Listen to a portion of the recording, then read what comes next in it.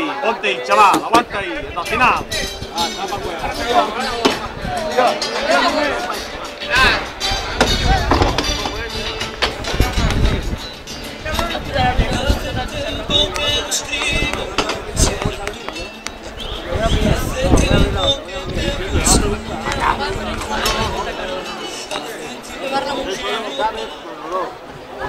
Atención, se recuerda que mañana viernes a las 11:30 de la noche, gran concurso de emboladores con 6 de las mejores cuadrillas del momento.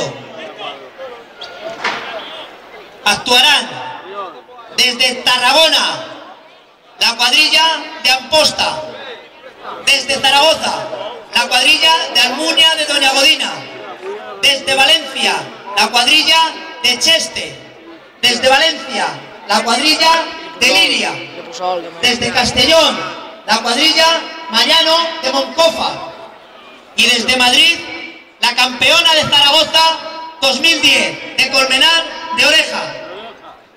Se embolarán toros de la prestigiosa ganadería de Alcurcén y a continuación macrofiesta con vacas enfundadas.